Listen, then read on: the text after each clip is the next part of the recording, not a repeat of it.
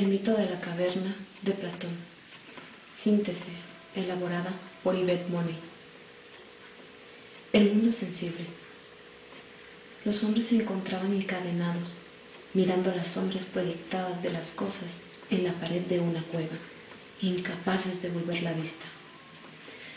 Del mismo modo nos encontramos en este mundo, mirando sombras proyectadas de las ideas, incapaces de dirigirnos directamente a las ideas, prescindiendo de todo lo sensible.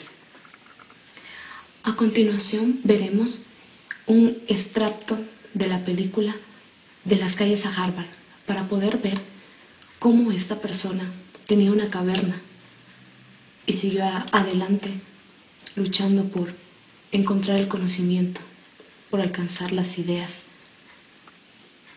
Y como dice Platón, la virtud como el arte se consagra constantemente a lo que es difícil de hacer, y cuanto más dura es la tarea, más brillante será el éxito. Gulf of Tonkin. Remember the Maine. Anybody? Franco-Prussian War? Yo, did you get Bismarck? You didn't get Bismarck. I didn't get Bismarck either. Well, I thought Bismarck was a kind of roll. It's a kind of cake. It's a Kaiser roll. So is Bismarck a Kaiser? Stop talking about food. You're making me hungry. Dave, are we going to get textbooks next year? Because I keep losing these things. Textbooks. Why don't we use textbooks? Anyone? They're too heavy? They are, but no cigar. They're too expensive. The school's too poor. I'm keeping my cigars today. You, new girl. Her name is Liz. Yeah, geez, Dave. She's been here a week. Try and remember. Liz, sue me. Here. Textbook. Textbook. Go ahead, open it up. What do you see? Words. What kind of words? The words of the author. No. This is important. And what do we have here? A lot of other people's words.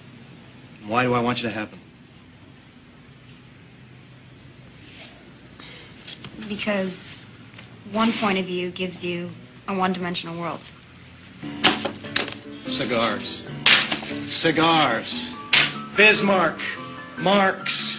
The guy who sold me the bubblegum cigars. Why on earth would we want to confine ourselves to his story? History. But isn't that the deal, Dave? I mean, is there an official history? No, girl. Tell them what history is. History is all of us. All our stories count.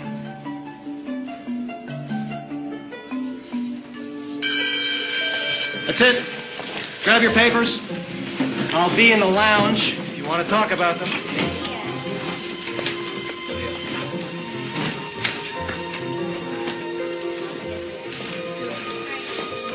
Hey, Liz. This one's yours.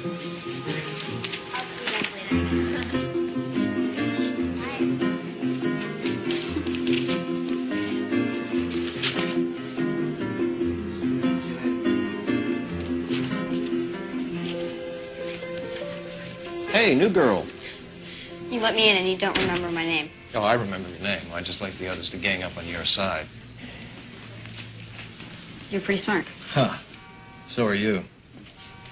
You gave me an A-. Yeah, I thought it was a very good paper. How do I make it an A? Liz, an A- is an excellent mark. This is your first schoolwork in, what, forever? If my words count, I want them to be right. Okay. Well, Your premise is a good one, but the proof's not.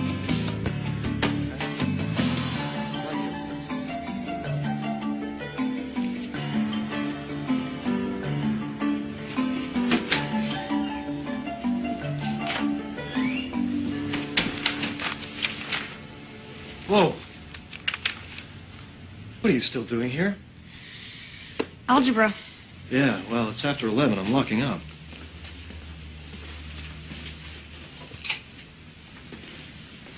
How many classes are you taking? The regular 5. And the Saturday programming. The night school French and the after-school science thingies. 10. Now you see why I need the before-school math. It's an awful lot. 17. I don't want to be 21 before I finish high school. So you're trying to do, what, 4 years of high school in 3? 2. You need the before-school math, too. Yeah. You're gonna kill yourself, you know. No. Now I'm gonna live.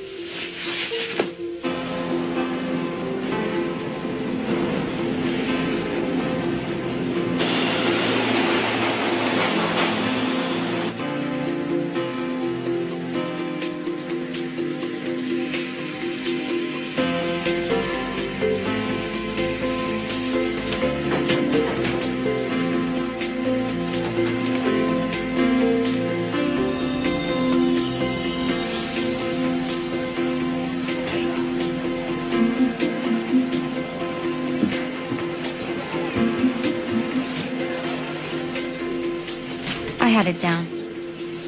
The B train took 70 minutes to do its entire run. Up and back 4 times, and I would be at school just a little early. And David would let me in. For the first time, my life had some order I could count on. Liz! Liz, they kicked me out of the group home and, all my stuff. They can't kick you out. You're not 18 yet. They're gonna put me in Brooklyn.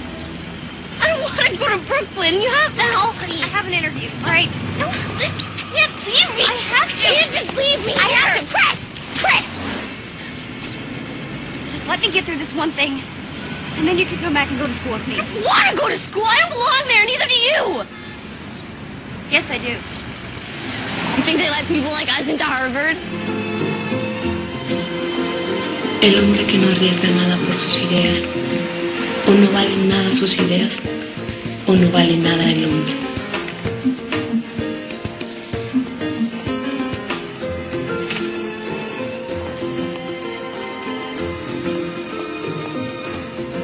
The world moves. You're just a speck. It can all happen without you. Situations are not conducive to what you want for yourself. Someone else's needs, someone else's plight is going to be stronger than yours is. I think people just get frustrated with how harsh life can be, so they spend their time dwelling on that frustration and calling it anger, keeping their eyes shut to the wholeness of the situation, to all the little tiny things that have come together to make it what it is. Because I was turned so inward by my mom and dad, I got a chance to see how all the little tiny things come together to make the final product. So I was never inclined to wonder why this or why that. I knew why. Not that I was happy about it. In fact, I was really sad about it most of the time. But I was very accepting. I was very accepting. I just always knew that I needed to get out. Is there anything else you'd like to tell us? I loved my mother so much. I mean, she was a drug addict. She was an alcoholic.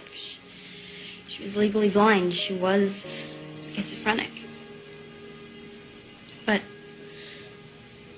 I never forgot that she did love me. Even if she did. All the time. All the time, all the time.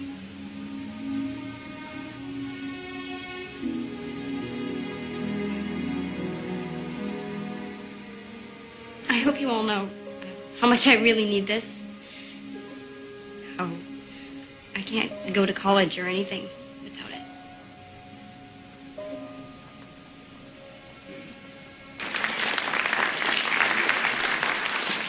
She earned a 95 average and finished at the top of her class of 150. She did it while completing 4 years of high school in 2. She did it while homeless, her mother dead, her father a drug addict living in shelters. And any way I describe this can't do justice to her accomplishments. So I'll just introduce to you our 6th New York Times Scholarship winner, Liz Murray.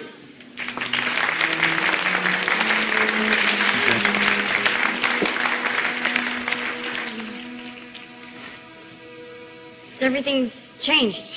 My life will never be the same, and I don't know what else to say except for thank you.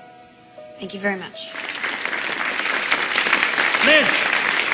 Liz, how'd you do this?